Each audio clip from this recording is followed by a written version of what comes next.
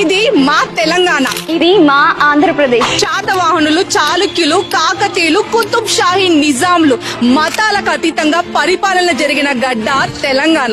శాతవాహనులు, ఇక్ష్వాకులు, విష్ణుకుండినులు, రేనాటి చోళులు, తూర్పు చాళుక్యులు, విజయనగర రాజుల పాలనలో ఓ వెలుగు వెలిగిన గడ్డ ఇది. సర్దార్ సర్వాయి పాపన్న, రామ్జీ గోండ్, కొమురం భీం ఇట్లాంటి ఎందరో వీరులకు, ఉద్యమకారులకు జన్మనిచ్చిన నేల తెలంగాణ. ముత్తుకూరి గౌడప్ప, ఉయ్యాలవాడ నరసింహారెడ్డి, అల్లూరి సీతారామరాజు వంటి పోరాట యోధులకు జన్మనిచ్చిన గడ్డ ఇది. బోనాలు, బతుకమ్మ, సమ్మక్క సారక జాతర, నగోబ జాతర, ఏ జాతరైనా ఏ పండగైనా ఊరంతా కలిసి చేసుకుంటాం. సంక్రాంతి, ఉగాది, తిరుపతి గంగమ్మ, విజయనగరం మావుల్లమ్మ జాతరలు, దేవరగట్టులో బన్నీ ఉత్సవాలు మా తరతరాల సంస్కృతి సంప్రదాయాలకు ప్రతీకలు. పేరిణి నృత్యం, బుర్రకథ, భాగవతాలు, జానపద గీతాలు, ఏ పాటైనా ఏ ఆటైనా దుమ్ము లేపేశామంతే.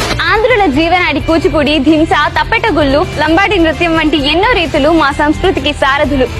మా మాట కరుకుంటది కావచ్చు, కానీ మేము తెలిసే మాట్లాడతాం.